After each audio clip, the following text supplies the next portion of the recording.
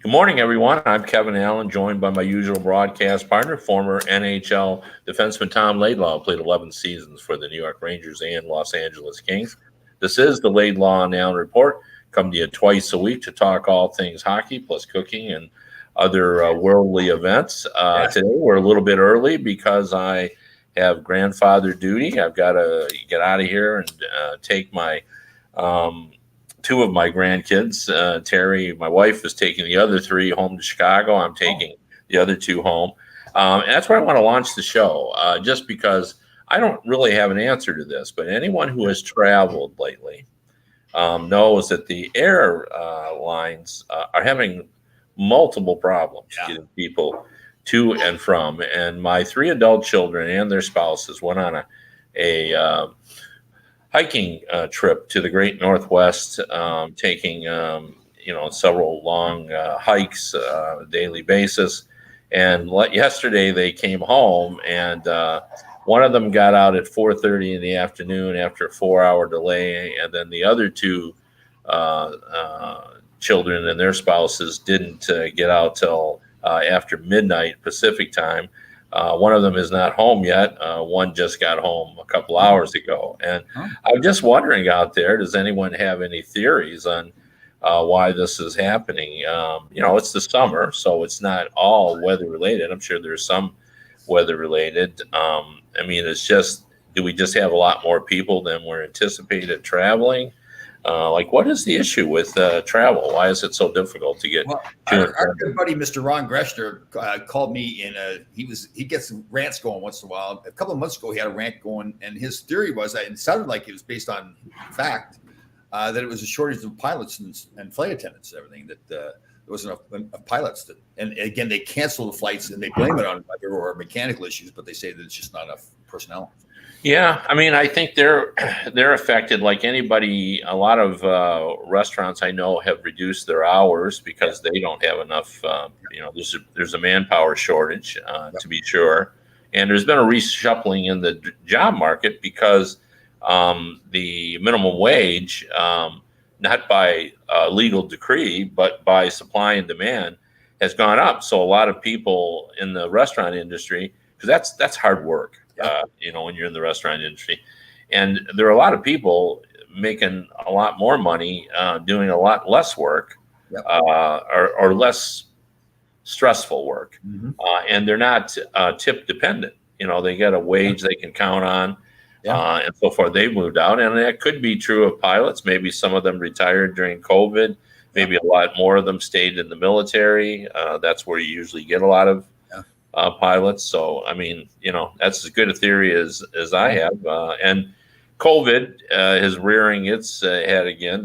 Here in Michigan, we've had, a lot more cases. Not like people dying to the same level that we had at the beginning of this. I think they've learned how to deal with it better. And didn't the World Health Organization come out and say that we've got a crisis with the monkeypox now too? But I don't know that has reached the general public to the same extent that, I think that they've sounded the alarm that people, need to be vigilant, that and so forth. But I don't think we've reached the crisis stage of that. And that's you need skin touch for that. It's not the same as the airborne virus that we've been dealing with COVID. So, I know more and more people who are just getting sick from that. And I talked to a doctor who said, well, people say it's like the flu. It's really not. It's a little bit worse than the flu, but people are getting up after they have it. But one of my, actually, it was my financial advisor. He said, you just never know. His wife got it, and she was fine. He got it, and this guy's 6'2", 180 pounds, in great shape, in his late 30s. And he said, I was on my back for 6 days. He said, I was embarrassed. And he's a workaholic. He just said, I couldn't get going. All right. That was the monkeypox? He had monkeypox? Oh, no. Oh, it's COVID.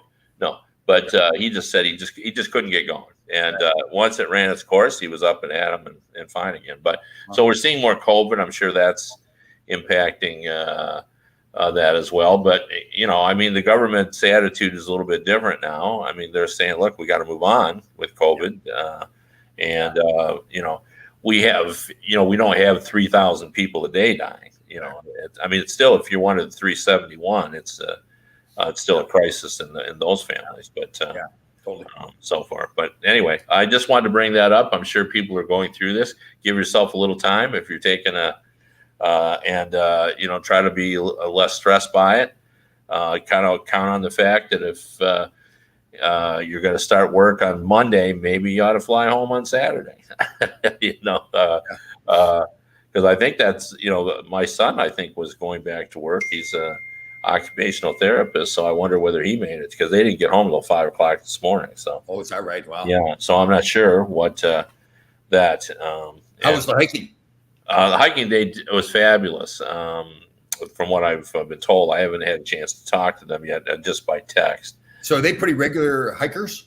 My son and his family have gotten into it over the last since COVID started. It's a way to get out and enjoy that thing and not really see a lot of people. And so I think he's gotten into it. This is the second trip that my kids and their spouses were supposed to go on. Last year they went, but my daughter relapsed. So one of my daughters and her husband didn't go, but 4 of them went, and they had a wonderful time. Wow, now, do they hike? Do they camp outside and continue hiking? No, they get some sort of lodging, a cabin. I think last year was a cabin. This year looked a little bit nicer. It was on the water. Oh, nice. Nice. So, but they cook their meals in the thing. We have some vegetarians in the group and everything, so it's just a little bit easier if they cook at home. So, nice. I mean, there's some elevation usually involved in their hiking and so forth. So, are you a hiker? I don't know. I do like to hike a lot. Yeah. Well, I go for a march I usually get about anywhere from 3 to 6 miles in every day. Yeah. But I don't know. Like, I don't really know the difference. But when I say hiking, usually to me, that means getting out in the mountains or the woods or the, So. I don't do that as much as I'd like to. There's some great places around here about an hour and a half away. There's one place called Mohonk, another one, Asquin, I think it is. But that's mountains and trails, and it's more beautiful too. Yeah, and that's usually like you mentioned with your children. That's like 10 miles every day is what you usually put in. So great places. Yeah. Well, I've got the former when I worked at USA Today. My hockey boss for many years, 2 decades, was Mike Brem. You may recognize his byline. He's still working for him. And he is a mega hiker. He is hiking the Appalachian Trail. Wow. So he, any waking hour that he has free, and I'm not exaggerating, he gets out and he does 10, 15 miles of the trail. He's well into it. Like, I don't know where we're at now. I haven't talked to him in a couple of months, but, he's, if I had to guess just off the top of my head, he's about 60 or 70% through it. Wow. That's cool. Something like that. Yeah, he's been going at it for a long time. And he has a streak going on of at least 3 miles every day of walking. And it's into the years now. And it's a little bit of an obsession. And I don't mind saying that because I tell him this all the time too. Yeah. Like, I think, if there's family events going on and all that, you got to just say, well, I'm not going to get my 3 miles in. But that's not the way he sees it. Is that right? Wow. Yeah, he gets it in, rain, shine, so. It's pretty, like I would say I'm obsessed with getting that 3 miles in. Again, I don't hike like the 10 miles as much as I'd like to, but I definitely get the 3, and I try to get a second march so I get the 6 miles. But I mean, I'm a little bit torn on it. On one hand, I admire him for his stick-to-itiveness. On the other hand, I mean, I guess it depends where you are in your family life. I mean, I've got grandkids, I've got a large family, I've got a lake house. Like, it would be, to me, it would feel a little disrespectful if I said to my family, oh, well, I can't get there because I haven't got my 3 miles in. Well, but you could go, let's say you're going to go visit your family in Chicago. You could always go to Chicago and then take an hour out of your day to go for a 3 mile. Yeah, but sometimes it's not convenient. I mean, I understand, like I said, I mean, again, it just depends on the circumstances. Like 3 miles, you're right, is no, even if you're walking, is no more than an hour. So, you know, but yeah, I don't know. I guess it would. I guess it would depend. I actually know a story. I actually wrote the story, and I'm not going to say his name, of a guy who was actually involved in the NHL. It was many years ago, and he had one of those streaks, and the family had an intervention. Oh, really? Well, yeah, because he had gotten older, and they just said, you know, Dad, it's just getting, you know, ridiculous. You know, you're out there in the snow, and you know, you're not, you know, you've been sick and you've done it, and you know, you know, we go and we're planning Christmas, and you know, you can't make it. So they actually, and when he was done, he said, you know, I don't know what I was thinking. You know, like, you know, I mean, it's one thing to be dedicated to your health. Like, I think it's all a wonderful thing, but when it gets to the point where, you know, you're causing aggravation, it'd be an interesting topic. I don't know. I could be completely wrong on that. Maybe we should just. Well, I've got my thing. Obviously, I'm up every day at 3:30 in the morning, and a lot of people say to me, like, Tom, how long are you going to keep this up? Like another 5 years or something? I said, but I mean, getting up at 3:30 will never ever disrupt anyone else's life. Well, if I have somebody female in my life, and they don't have to get up. Well, but if I make the bed, I make the bed perfect every day before I leave the room. So that might. Well, you wouldn't be able to do that. Yeah, maybe keep her in the bed and make the bed over top of her. I don't know. Or just don't make the bed. You know, good point. I don't know. It's part of the routine, though. Or you got. I mean, I'm assuming you have a second bedroom. So yeah, that's true. That's true too. Yeah, I'd be like Larry Melnick, and he sleeps in one room, and his wife sleeps in another. So he says, but I don't know. Yeah, I've even gotten that. So if I go to a hotel now, I make the bed at the hotel, even if I'm leaving that day. I just can't. Yeah. Well, you know, I always clean my hotel room before I leave. Do you? Yeah. Oh, yeah. It just bugs me. Do you tip the maid? Oh, yeah. Always. See, I've never done that. I didn't know. See, people started saying that to me, and I didn't know that that's something to do. But yeah. Yeah. Oh, no, for sure. You know, I've been tipping the maid for 30 years. So. Oh, wow. Yeah. Yeah. No. It's just what you do. Yeah. See, I didn't know that. Poor maids. Yeah. Well, I'll tell you, I had I didn't know this either. Like, I always consider myself a good tipper. I mean, not a great tipper, but you know, I always give 20%, or sometimes more. Yeah. And I went to get I've gone to the same place to get my hair cut for, I don't know, 25 years, maybe 30. You know, I don't know.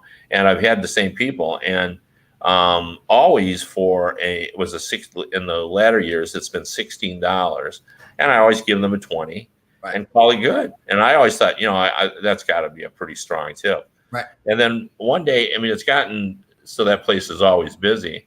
And so I've had to wait a few times. And I looked, and I noticed, this was about 2 years ago that I noticed this, that people were always giving a 20 and a 1 so that it was a $5 tip. Oh. And I got home and I said to my wife, all this time I thought I was a good tipper. And really, I've been shortchanging those ladies that cut my hair, because I would say, you know, I probably watched like 10 people, and all of them gave, you know, with the exception of maybe one guy, he just gave a 20 like I did, but most of them would get out 21, so that the tip would be $5. Yeah. And so I've started to do that too. And I felt so, I always give them a Christmas tip as well. Right. I gave an extra $10 to each one of them, because there's 2 of them. Because I had, in my mind, shortchanged them through the years. So, well, you know, all the trainers in the National Hockey, I guess in all the other sports, do get tips from the players. Usually, Christmas and at the end of the year too. And imagine, you know, and we would tip in commensurate with what we make as a salary. So, you know, when I was making $60,000 my first year, I mean, I can't remember what we gave me, $100. You can't remember. But imagine what the tips are now. I came up in a conversation the other day with some of the trainers, what they make. Some of these guys are making over $10 million a year. I mentioned they take care of the trainers pretty good. So, yeah, oh yeah, for sure. I would gotta believe that as well. So, oh shoot, now my neighbor's cutting his lawn here. If you go to a restaurant and you get bad service, will you reduce your tip, or you just? No, I still tip. You know, because half the time bad service has nothing to do with the waiter or waitress. Okay. It's a tough call. I know some people feel strongly about that. Another thing about that I've always think about restaurants is I've been, again, I'm not going to mention any names, so there's nothing served by that, but I've been with a couple of writers who have multiple times sent back their food. And I don't know. It sort of embarrasses me, and it just Well, but I mean, I guess if it's cold, if you got a hot meal that's cold, yeah, or I don't know.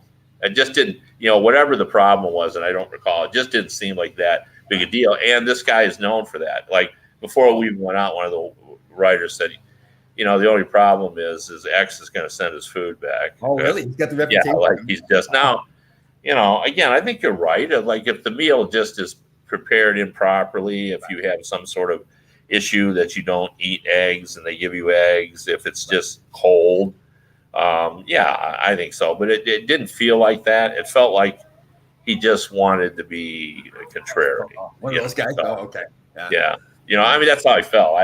Who knows? Well, I was always worried too that you hear from restaurant workers that if you send food back, you got a good chance that somebody's going to spit in it or do something to the food, that they're going to retaliate against you.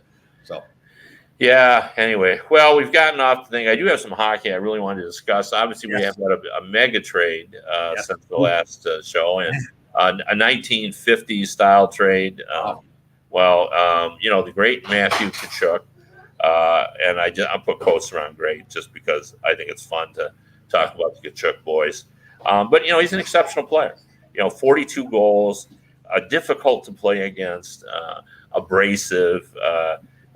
You just don't want to deal with him. It would be the way that I would think. He's just, not one of those hockey players that you're playing against him and you think, well, I just want to get around him and score a goal. You think, oh boy, I got to get around him and deal with him a whole game. So. Right. And he gets traded because he doesn't want to play in Calgary, and we'll get into that as well because this comes on the heels of the Calgary Flames not getting anything for Johnny Gaudreau, who left. And he said the right things, Johnny did, that, it was up to the last minute about whether he was really going to leave. However, we'll talk about the however in a minute. But for Tkachuk, once he announced, this time the Flames said, all right. And they traded him to Florida, and I want to get into the Florida side of this because they gave up Jonathan Huberdeau, who is going to be in the Matthew Tkachuk situation a year from now. He'll be an unrestricted free agent. Plus Mackenzie Weegar, who had a tremendous reputation as a shutdown defenseman up until maybe the start of last season, where all of a sudden people saying, I don't know, he just doesn't look like the same player. In the playoffs, I think there were discussions about how the Tampa Bay Lightning seemed to be picking on him a little bit in terms of their ability. So he went in the deal. They gave up what I would call a B-plus prospect, a center who is said to be a little bit hard to play against. Not an elite prospect, but not a bad one. A guy that probably is going to play in the league. And yet, here we go again, another first-round pick. The Florida Panthers now do not have a first-round pick until 2026. So they've given them up. Yeah, I mean, the Claude Giroux deal, the Ben Sherratt deal. He just passes out, he being Bill Zito, first-round picks like they're penny candy. So now we've got this deal done, and the Flames, I think universally, have received an A grade for this trade. They got a big haul. Although I think their position on it's a little bit different than mine would be, and I want to get Tom's take on this. But the way I view this is the Flames have won because no matter what happens, they've got a first-round pick and a player that a lot of people believe is going to play in the league, and he'll be in that middle six forward group. Maybe could get into the second line, but at the very worst, to be a third line center that'll score a little bit and be hard to play against. He's 6'2", so they've got that. And then if Huberdeau doesn't want to play in Calgary beyond next season, if he doesn't want to engage in a contract negotiation, I say trade him now. And ask for a player that's going to play this year and another first-round pick and another prospect. Yeah. Now, if you get back someone who can help you in the lineup, great.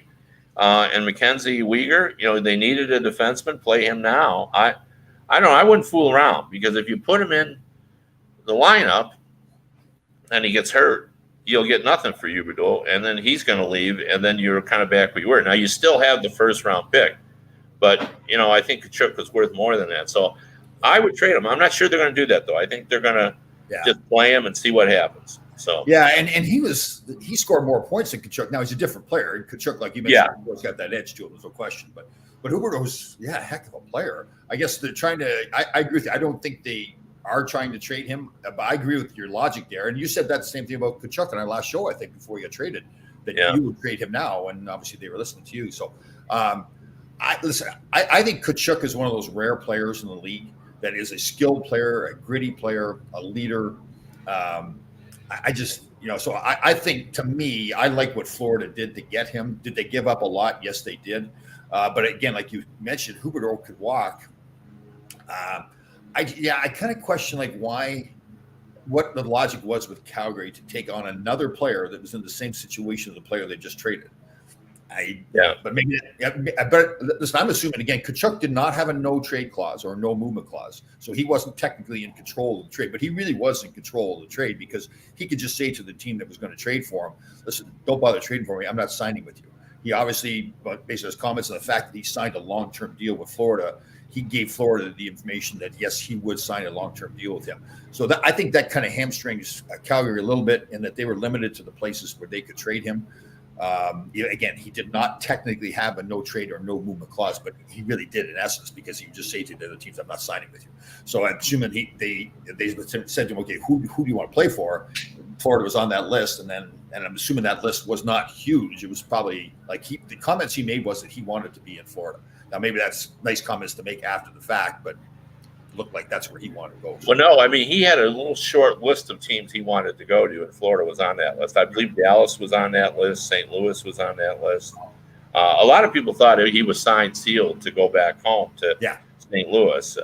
But, people also said that about Brady, and Brady's still in Ottawa. I know. So.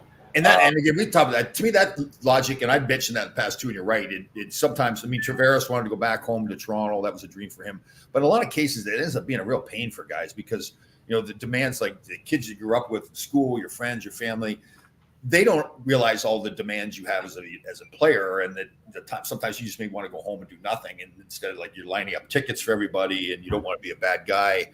So sometimes it's not that great a deal to play it back home either. So. Yeah. Well, I found it interesting. A lot of people gave, as I said, the Flames an A grade on that trade. However, the same number of people gave the Panthers a B plus, a couple of A minuses. I saw a B. I would have given them both an A. It seems a cliche that both sides are happy with what they got, but I think in this case, that's very true. And my take on and I haven't talked to Bill Zito, and I would like to speak to him about this because I think it'd be an interesting story. My take on the reason they wanted to make this trade is they like their team the way it is, but they're trying to win a cup. Yes. And Kachuk, a bird in the hand, who's hard to play against, who's a playoff style player. They felt, and they knew he would resign there because he told them, is a better situation for them than having Huberdeau, who maybe they don't know whether he's going to sign, or maybe he said, I'm thinking about going elsewhere. We don't know all the details of that. And he's a good player, but I'd rather face Huberdeau, as talented as he is, than Kachuk. Now you're splitting hairs. They're both, as you said, highly quality offensive players. Right. Quality offensive players. Both of them are. But, maybe they had information that we didn't. That prospect, again, he's not a superstar. People tell me. I really don't know. I've never seen him. And the first round pick is likely going to be late in the first round. I think the Panthers see their window is open to try to win the cup. It's really open, and it's probably going to be open for the next 4 or 5 years. They've got a couple of good young players. They've got Ekblad on defense. They've got Olli Jokinen. Or no, not Jokinen. What am I saying? Barkov. Yeah. Yes. And he's a heck of a player. Yes. Yeah. Yeah. Barkov is one of the best two-way centers in the game today. He's an elite level player. And they made some good trades last year. They got Reinhart from Buffalo. Or Reinhard. Shoot, who was the guy they got from Calgary? Yeah, it's terrible. Yeah. The names just Well, escape. let me ask you this question then: who do you think is who got better for now, Calgary or Florida with that trade? Who got more better? Is that the way I put it? I think Florida did, because I just think Tkachuk brings more to the table. He does. You There's know, a difference. He changes the attitude on your team, right? yeah, and I just think, he's going to give you more goals than Huberdeau, but Huberdeau is a better offensive, more gifted offensive player. Sam Bennett, that's the name I was trying to come up with. Thank you, Jake. So they got Bennett from Calgary, and they got Reinhard from Buffalo. Again, those are younger players, so the window for Florida is wide open in my opinion. And Spencer Knight and Bobrovsky. Now Bobrovsky's a bit of a ball and because he's got a $10 million contract. So I just look at Calgary since the end of the season have lost Gaudreau and Tkachuk and replaced them with Huberdeau. And I know it's two different deals, right? You let Gaudreau go for nothing. But I just think, I look at Calgary, and again, myself and a lot of the people really looked at Calgary as a cup contender last year. They didn't end up coming close to that. But I just look at that team now and I say, okay, two younger players, you've lost two of your leaders, and you replace them with Huberdeau, and all the other prospects and all that too in the draft picks. But I guess here's the harsh question that I think the Flames have to ask themselves, and I don't know whether they'll be truthful or not. But do you feel like the window to winning a cup is open for Calgary? Yes. Yeah, you do. Yeah. See, I'm not sure that it is. Yeah. I think the loss of Gaudreau, who was, their top scorer, and now Tkachuk. He was a goal scorer as well. I'm not sure that it is still open. I think they're still a good team, an above average team. Could they win the Pacific Division? Yeah, probably, if they get another great year out of Markstrom. But I don't know. I just don't feel they measure up to Colorado. No. So if that's the case, I think you got to trade Huberdeau now. I just don't know why you wouldn't. You're setting yourself up, for success in the future. And I don't know that you'll be that much worse off by trading Huberdeau if you get back somebody who can help you now. You're not going to get another Huberdeau in the deal. Right. But Huberdeau's a French kid, so people are speculating, and they're already speculating here that he'd want to go to Montreal. Again, that's speculation. So saying Huberdeau will both from Montreal. Yeah. But I'm with you. Yeah, listen, if you did it once with Tkachuk, you said, listen, we're not going to lose this guy for nothing. We're going to get the best we can. Why would you then bring Huberdeau on and not do the same thing with him? Like trade him again. He's in this exact same position. He's going to be a free agent at the end of the year, and you're going to lose him. So. Yeah, there are some teams that like New Jersey really wants to make the playoffs. Yeah. So you send them to New Jersey, you get a first round pick. You get somebody, a top young player. You get someone else, off their team that can help you, and then maybe Huberdeau does make the playoffs, and maybe they're content. I think there are teams out there that will give you something as a rental for Huberdeau, fully accepting that he's going to bowl. But it's important to them. Making the playoffs is it's not going to win you anything if you're in Toronto or New York or some of those places. But getting in the playoffs was important last year to the LA Kings. It's important to the Columbus Blue Jackets to get in the playoffs. Remember, they got all those guys and they lost them all as free agents, and they said, it's important in Nashville. I think Nashville is one of those situations like they've won over the fan base there, but I think they're still a little worried of what would happen if they suddenly had to go into a rebuild in Nashville. Yeah. Because it's not like they've got 50 years of history, or long. But then Kenny Holland was stuck in Detroit there, always wanting to make the playoffs when Mr. Ilitch was still alive, the owner, right? So he kind of mortgaged the future to continue to make the playoffs, and then they had to go way back and start all over again. So that's the danger. I understand you. I think you're correct in Nashville that they do not want to try to do that, but do they get themselves in trouble like Detroit did, and now they've just got a total rebuild where it takes years. Well, I think what scares them, the teams like Nashville, is they see what's gone on in Detroit. Once they didn't make the playoffs, it's been 6 years. They've been out of the playoffs 6 years. Yeah. So all of a sudden, people forget that they made it for a quarter of a century. Yeah, 25 in a row. Yeah. But you wonder if Kenny Holm was to do that all over again. I think, in my mind, I think you agree on this. He clearly knew what he was doing. Mr. Ilitch was still alive. He wanted to continue making the playoffs all the time. Mr. Ilitch is one of the best owners that's ever been in the National Hockey League. Felt like they owed it to him. But would he have done things differently to say, okay, I know we can make the playoffs, but are we really going to go anywhere? So if we're not going to go anywhere, let's retool this team. Break it down. Get rid of some of our veteran players. And now we're not going to make the playoffs, which is disappointing to Mr. Ilitch, but we're not as far back as they are right now. So, yeah, I think one of the issues in Detroit is not only were they making the playoffs, they felt they could win it. Yeah, like that's a difficult thing. I think we're. You really think, Kevin? Seriously, you think they're near the end of them still making the playoffs? They felt like they were a contender to win. They could make a run. They still had Zetterberg. They still had Datsuk. Yeah. Yeah. So I think you get a false sense of your own players. It's just like I think the Philadelphia Flyers still see themselves as a good team. Really? So I do.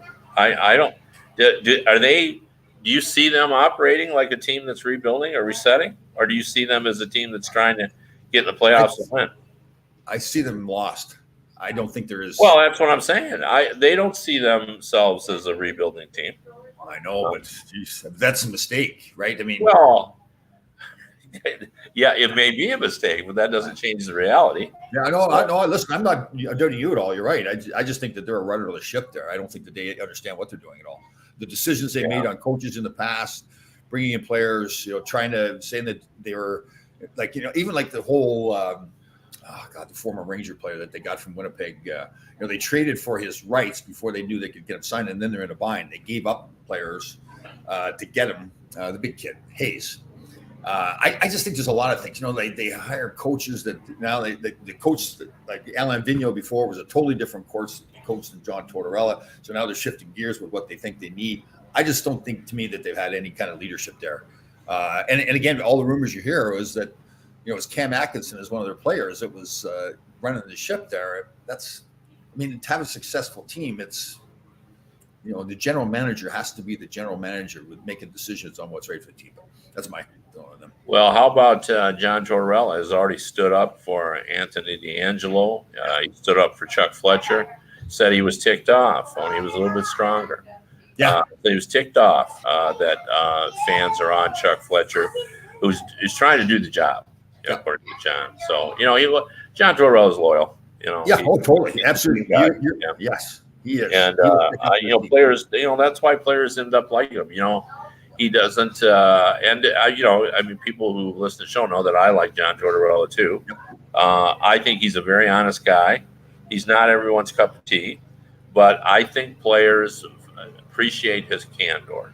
Like, they know where they stand. They're not guessing. Does he like me? Doesn't he like me? They know. If John doesn't like you, you know it. And, if John does like you, you know that too. So. And the problem and the reputation, though, is the danger he gets into is he wants all players to play his way, right? Blocking shots, hitting. And that's where we had the discussion about Johnny Gaudreau going there. He's not that kind of player, right? He's a great player, great point producer, but he's not. You don't want him blocking shots. Yeah, and I think that's a fair assessment. Although, what I would say more than blocking shots, but he does want that. I'm not saying that he doesn't, but when I've talked to players, what a sense I get is, if the other player that you're supposed to cover has the puck, you better be all over him. Yeah, like that. That's what he wants more than anything else. When that guy gets the puck, what he sees first is you in his face. Yeah, and that's what he wants. He wants blanket coverage, a total responsible player who's going to say, if I don't have the puck, then and my guy's got the puck, I've got to get it back immediately. So, and I think he just wants a commitment to the desire to always be pushing to get that puck. If you don't have it, to get it back. So, it's funny. I was just about to make a statement and say that, Wayne Gretzky didn't do that. But you know what? Thinking back about it, Wayne did do that. Like he was intense without the puck. I mean, I remember we talked all the time. If you're a defenseman carrying the puck out of your zone and Wayne Gretzky's behind you, you better move the puck because he's not going to quit on you. He's going to try to catch you and take the puck away from you. So yeah, I mean, now that you say that too, I would say that he had some Pavel Datsyuk in him. You know, the lifting of the stick and you know, pickpocket guy. And Wayne Gretzky was all about, if I don't have the puck, how do I get it back? Yeah, totally. Yes, you're right. He worked hard all the time out on the ice. Yeah. Yeah, well, we're going to have to cut a little bit short today, but a couple other things I want to bring up. I really loved the Predators' Niederreiter signing. Nino Niederreiter, $4 million, 2 years. They had a little bit of a budget that they had to live within. They had not as much cap space left as some of the other teams. They were looking for a $4 million forward. I thought they got a good one. He's a 6-time 20-goal scorer. He weighs 220 pounds. He's a big guy. Fast, right? He can skate. Yeah. He can skate. You know, the Carolina Hurricanes fans, they were disappointed to lose him. He had 44 goals over the last 2 years in Carolina. You know, a lot of guys went for more money who have done less than Niederreiter. So I think that was a real value signing for Nashville. I think Nashville did a pretty good job of getting Ryan McDonough, adding Niederreiter. They made a couple other signings as well. Nobody flashy, but I think they're a better team. I agree. So they just need to hire a life coach for Matt Duchene. That's all. Get him going. Yeah, although he had a good year this year, Matt did. You know, despite all your, I mean, yeah, he scored a lot of points, and you know, John Hines, who you know rarely played him 2 years ago, said that Duchene has bought in. Mentioned Tom Laidlaw specifically as turning him around. So, you know, but yeah, I would really like to write a story for Hockey Buzz of the people that are on Tom's list. We should do that. We don't want. You don't want to be on Tom's list. Yeah. So it's a talented team too. That's the thing. You think of Eichel and Johansson and Duchene. Probably put in goal. We'd probably have the guy in Vegas there that decided he's going to quit at the end of the season there. Yeah, that's good. Yeah, it's good. Yeah, we gotta. It's a lengthy list. So we have coaches, general managers, everybody. Yeah. Oh, yeah. Do we have any writers? Well, we can find one. We can do some research on that. Yeah. Yeah, I'm sure. Yeah. Anyway, we do appreciate you tuning in and staying with us when it's early. This is unfortunately my fault that we're a little bit early, but we'll be back at a regular time on Wednesday. And if you want to read me, I'm at DetroitHockeyNow.com and also HockeyBuzz.com. All right, everybody. Good luck with the grandkids, and everybody wants to listen to the radio version of this show. You can go to radio.co at 365 Sports. We'll see you on Wednesday.